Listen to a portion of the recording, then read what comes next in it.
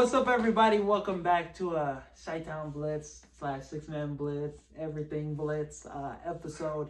Doing this right before the holidays. Just, breaking down some quick topics. Just, recapping week 16, for the Bears, all that. Got my co-host for Chi-Town Blitz, my co-host for 6-Man Blitz, and we ready to give you some great content. So, let's start off with the Chicago Bears game. What a victory by Mr. Burr himself, Iceman. What were you guys' thoughts on this game? I was going to say this might be the best game I've ever seen as a Bears fan in my motherfucking entire life. And I seen Devin Hester take a kick return to the crib in the Super Bowl.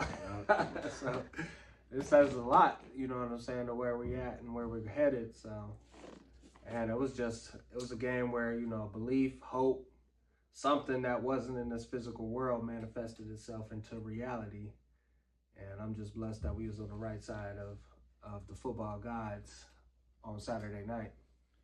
It was one of those games that reminded me how so many times in the past we've been in a situation where we can and should win the game, and it just hasn't gone our way in history. And it just felt like this was like the actual turning point for, it looks like, an NFC dynasty. Like we're about to take over the North for the next couple years in the long term. So I second that opinion. I honestly, it was a heart warm type of feel, if you will, and getting a dub the way that we did it, man. It was incredible to watch. And you think about it, 10 times out of 10, that shit is going to the Packers. They're doing that shit to us, not the other way around. Man. So overtime victory, Caleb Williams showing up big. And man, I feel like we was celebrating my nigga to the left 30th and to the far left 30th, and as soon as we won that game, the bye just went to a whole nother level. Everybody in that bitch was wearing blue and orange, and it was just a totally different night. Definitely a night I'll remember for the rest of my life. It was definitely a feeling that I have never felt as not only a Bears fan, but just like a football fan. The fact that the NFL team that we all love and care about, we were able to have that moment where it was like a game that we had 0% chance of winning. And not only did we win, we won in a crazy fashion we're going to look back at 10, 15, 20 years from now and be like, man, I remember exactly where I was at during that game, during that moment. Because I think that is Caleb's first defining moment as a Bears fan. We're always going to remember that moment, for sure. Now, me being the younger one out of the three,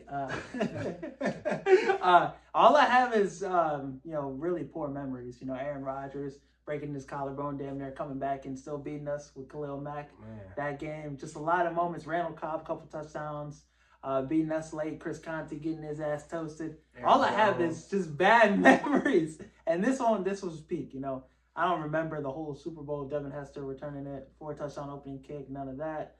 Jay Cutler being on the bike, remember that shit. And the NFC North Championship. But yeah, this is one of the best moments that, I've seen. And, the dice could fall that, the Bears play the Packers for a third time. And one thing I was saying in one of my recap videos, I did it in the car. I was hey, funny story. I was at work, right? I was posting it on YouTube, and I accidentally had my volume up, and I had my shit in, and everybody heard in the meeting, they were like, oh my God. I was like, damn, my fault. But the dice could fall. The Bears play the Packers if the playoffs started today. And we would see another matchup between these two teams. And I need 6 more of these games. Yeah, in the last 2 years, we're 500 against the Packers. 2-1 last 3 games. You feel me? So hats off to them. Defense still stepped out. It felt like Michael was out there. Goddamn. It was a defensive struggle. But I think they got a good defensive coordinator over there. Obviously, well-coached team overall. But I put Ben Johnson in and our defensive coordinator up with everybody in the league. So if we got to play the Packers a third time, we invite that challenge. Okay. Not only do we invite it, we accept it. I think we would have a great chance of not only beating the Packers, but really just beating anybody that we face up against in the playoffs. I think not only is this the first time we made the playoffs in a long time, it didn't take us getting to week 18 to clinch and get in there. We didn't have to have a defining win the last game of the season to actually get into the playoffs. So that's another good feeling that we get to. I mean, we haven't clinched the 1 seed by any means, but it's a good feeling to know that no matter what happens for the rest of the season, we're still going regardless. So it's a good feeling to have too.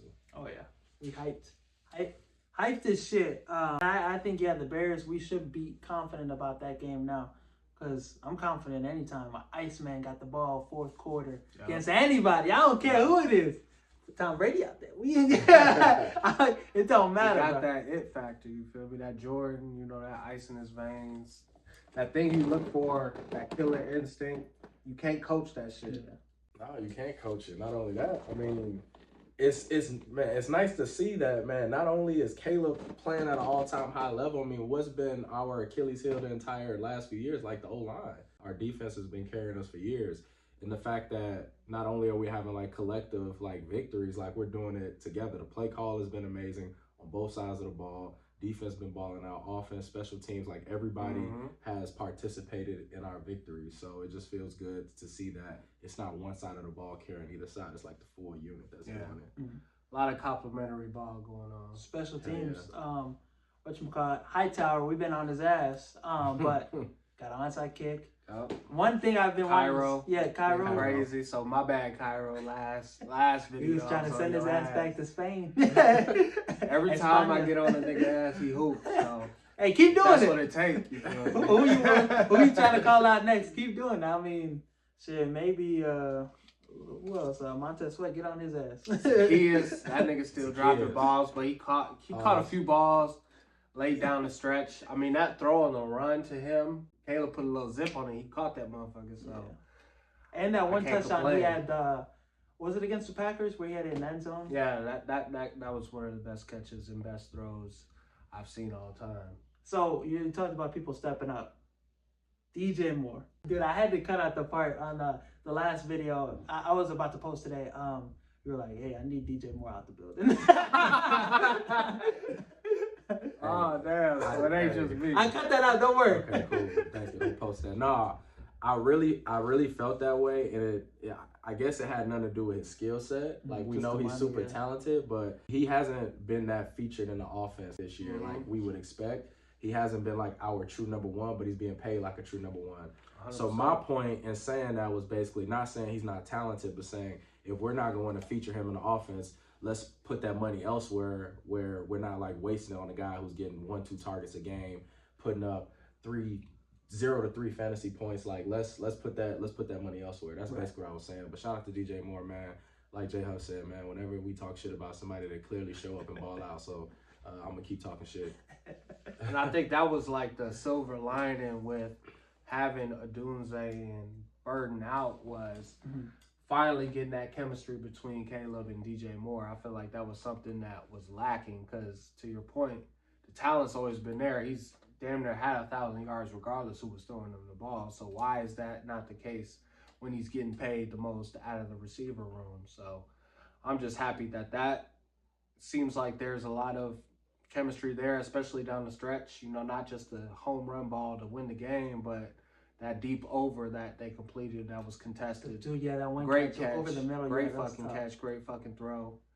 So once we get fully healthy in the receiver room, I mean, the sky is the limit. You feel me? Motherfuckers better be scared. And obviously, the national media is still doubting us because of our defense. And we're not just turning it over. We're taking the ball from motherfuckers. Yeah, we're not turning the ball over at all. Is one thing, but we're taking the ball from niggas.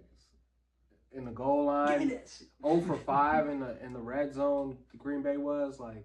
I really want us to game too. What are we talking about? We don't have a dominant defense? And we're not fully healthy yet.